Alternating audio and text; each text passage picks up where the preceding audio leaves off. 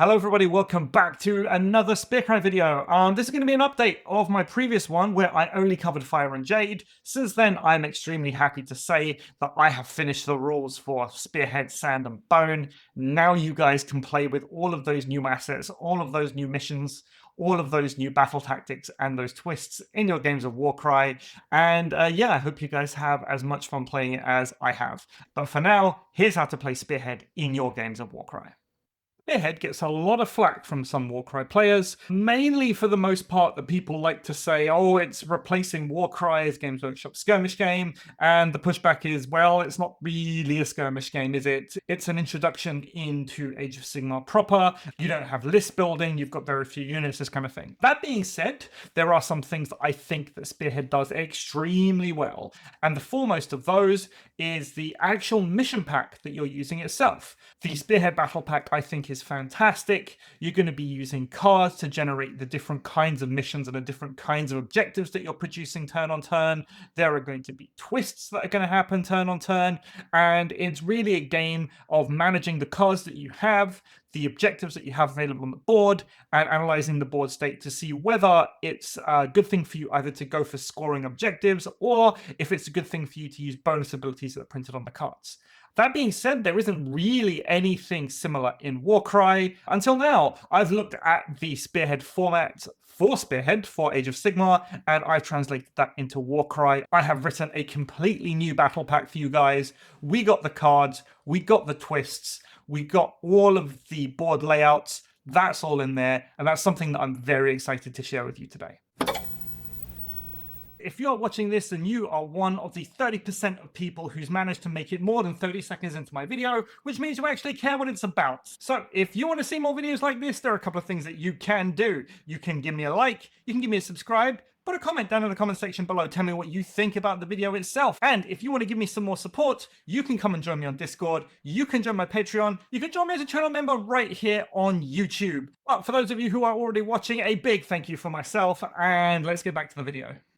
Okay, so to begin with, let's talk about why I decided to do this. I've said already that I think that the Spearhead mission is really, really good. One of the biggest complaints about Warcry is that if you're playing in an event, for example, you build towards the mission pack, and that's basically what it is. If you're playing casually, there's always a concern that the combination of mission, twist, deployments, terrain can basically screw over one or both players and can essentially lead to non-games. So I think that the way that Spearhead does it, it kind of marries the two. If you're on the more casual side, I think drawing into the random objectives turn on turn will really appeal to you. All the twist mechanics are still in there. All the things that we really enjoy about casual Warcry and basically not match play are all in this kind of battle pack, but it doesn't have some of the biggest drawbacks of you generate a mission combination, and that mission combination just out of sheer luck means that one or both players might not necessarily have a really good time of it. So that's really what I've tried to capture here. I've taken all of the Spearhead mechanics, I've translated them over into Warcry, I've written new rules for them all. I think this is pretty good, and out of the games that I've had, they've generally led to tighter games.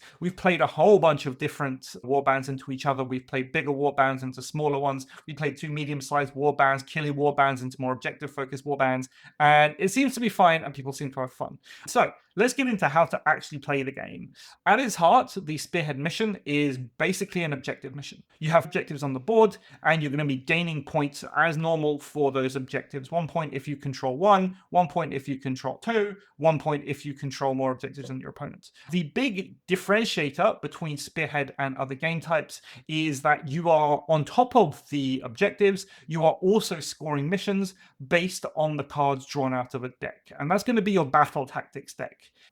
Each player is going to have a deck, and that deck is going to comprise of battle tactics cards. Now, your battle tactics card is going to be split into two portions. One is going to be the tactic itself, and that tactic is going to tell you exactly what you need to do during that turn in order to complete it, and it will tell you how many victory points, how many extra victory points you're going to get at the end of the turn for completing that mission. Now, there's always the possibility that you might not be able or you might not want to complete that mission during the turn, in which case every single battle tactic card also has an associated command on it, and that command can either be an action or a reaction. If it's an action, it's just like a free extra thing that you get to do during the turn. They are actual actions, so even though they're not going to be costing you any dice, they still follow all of the rules for normal actions, so you can't use multiple in a turn unless you're Quest or Soulsworn. Reactions, they're basically going to work as normal, but the idea is whenever you use a command during a turn, you discard that card from your hand. Basically, the commands are one and done, and if you use the command, you don't get to score the points on the battle tactic, and vice versa. If you want to hold the card to score the points on the battle tactic, then you're not going to be able to use the commands during that turn. Now, the second deck that you're going to have is a twist deck. It's basically a selection of 6 cards. If you're not really familiar with Spearhead and the boards themselves, the idea is that each board is from a different realm in the Age of Sigmar. The base Spearhead set comes with Ashki and Gyron, and both Ashki and Gyron have their own twist decks. Every turn, we're going to be drawing one of those cards to see what effect is going to be there for that turn. The idea is with the twists is that they are kind of going to be catch-up mechanics in a way, almost.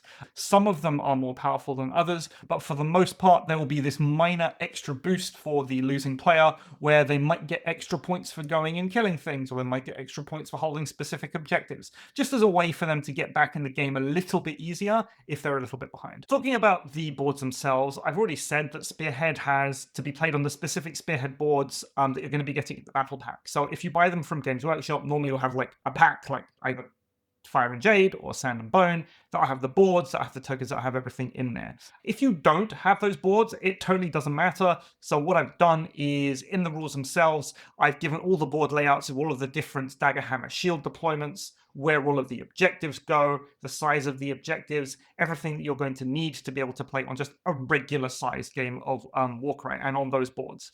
It is worth noting that the Spearhead board is exactly the same size as a Warcry board, so it's not like you're going to have any more or any less space to play on, so it's something that's easily translatable between the two. In the rules themselves, I've included the rules for the boards for Ashti, Gyron, Dolorum, and Ossia. Those 4 board states are in there. When Games Workshop gets around to releasing more Spearhead boxes and more rules for that, I will come back and I will add those and I'll add all of the additional rules that they have. But for now, you're completely up to date with everything that Games Workshop has produced. You will notice that each of the objectives themselves on the boards are named after one of the different god beasts. The naming of those objectives, really important, because some of the missions themselves and some of the battle tactics interact with those named objectives. So one battle tactic might be, oh, go and take the Dracuthian objective, and that might give you an extra victory point. Or there might be different abilities that will interact with the different objectives themselves. So these are things that you have to keep an eye on. If you're playing on the official Spearhead boards, you just use them as they are printed. If you're not and you're using your own, you kind of need to keep an eye on which objectives are which and which ones you're going to be controlling during the battle. Another thing that I need to talk about is contesting objectives. Now, normally for Fire and Jade, all the objectives are the same size. You sit on the objective and you contest it as normal. It happens to be 3 inches, which happens to be the control range of basic things in Warcry. Now, unfortunately, Games Workshop, in their infinite wisdom, decided to make the Sand and Bone objectives different sizes. So what I had to do was introduce this idea of being within range of an objective. And within range basically says that if you are contesting an objective, you count as being within range, and if you're within range, you count as contesting. There are a whole bunch of different abilities that say if you are within range of a certain objective or another objective, do a thing. So that was kind of necessary to keep things streamlined, instead of saying, oh, if you're on the dais of the Necropolis, if you're 2.5 inches away, or if you're on the dais of blood, you have to be 3 point. Yeah. It gets around all of that. But within range is real easy. Basically what's printed on the boards is how far away you have to be. Let's talk about how to actually play a Spearhead battle. You're basically going to play it as per a normal game of Warcry. At the start of each battle round, you're going to draw 1 twist card, and you're basically going to apply the effects immediately. So for example, let's look at this twist, Take the Land. Each player scores 1 victory point for each objective they control at the end of the battle round that was controlled by their opponent at the start of the battle round. In addition, if a player has fewer victory points, that player picks one friendly fighter to be the spearhead. If that fighter performs a move action during its activation and its next action is a melee attack action, then it's going to be able to crit on 5s. Now, some of these twists can only really be used on battle rounds when there is someone behind, but other twists will have effects that say, okay, whoever is losing gets to do a thing, maybe pick a fighter, pick an objective, and if there's no losing fighter, the player without priority is going to get to do it. So some of the twists will always work. All of the twists will always work if there is a player that's behind. Then what we're going to be doing at the start of the battle round, let's say it's a first battle round, for example, you're going to be drawing a hand of 3 battle tactics cards. And then at the start of each subsequent round, you get to draw battle tactics cards until you have a hand of 3. So that means that as you play them and as you score them during the turn, you're going to be discarding them from your hand. And then the next turn, you're going to be drawing back up to 3. At the end of the turn, if you do have battle tactics cards in your hand you really don't want, you just want to get rid of, you can always discard them. And then at the beginning of the next turn, draw back up to 3 as normal. Now, the way that you are going to be scoring points during your games, again, the primary is effectively just going to be an objective-based battle, so you're going to score points if you have 1 or more than your opponent objectives, so that's going to be fine. And then at the end of each battle round, you're going to be completing your battle tactics cards, getting bonus victory points for those, or using them during your turn for commands. Now let's take a look at the battle tactics decks themselves. You'll notice that there's a variety of different scores that you can get and a variety of different victory points that you can score based on the different kinds of battle tactics that you're going to be playing. So as a general rule of thumb, you're going to have battle tactics that are geared towards objectives and going to claim objectives. They're going to be only worth 1 victory point to you. The reason being is that you're going to be getting points for objectives anyway, so I didn't want to reward players just for going whole hog into this massive warband that can go and dominate the game with objectives. If you're going to go down that playstyle, you're not going to be getting very many extra points from your battle tactics. Considering that over the course of a game, there are up to 20 points available through battle tactics, you're only going to be able to score a maximum of 12 points through the objectives themselves. So you really want to be looking at this battle tactics deck and building your warbands around the different kinds of things that you want to be able to be doing with battle tactics. There are also kill-based cards and kill-based missions. As a general rule of thumb, those will each be worth 2 points. For example, let's take a look at this one, War of Attrition. You complete this battle tactic at the end of the battle round if more enemy fighters than friendly fighters had been taken down that turn, and you're going to get 2 points for that. Compare that to the Behemat Dais, for example. Go and get that Behemat Dais, control at the end of the turn. That's only going to give you 1 point. So we're skewing towards the different kinds of mission types that different warbands would feasibly be able to do, and not just being stuck into the massive Super Swarm warbands that we have seen be very successful in other primarily Games Workshop-based battle packs. Finally, I do have a couple of treasure-based battle tactics in there. These will give you 3 points because, for the most part, they are the hardest ones to be able to score. We've got 2 in there. We've got Stolen Supplies and Buried Riches. Stolen Supplies, you're going to pick one of your opponent's fighters to have treasure, and you've got to go and get that treasure back. If you hold it by the end of the turn, you're going to get 3 points. And Buried Riches, you're going to pick one of your opponent's captured objectives. That's going to have treasure buried under it. You've got to go to that objective, use an action to dig up the treasure, and then that fighter basically has to survive with the treasure, or you have to be able to keep that treasure at the end of the turn, and then you'll get another 3 points. So, generally speaking, you're going to be scoring very poorly for objectives if that's the thing that you decided to go all in on. If you decide to build kind of this hybrid force that goes for objectives and kill, you're going to be scoring a little bit better.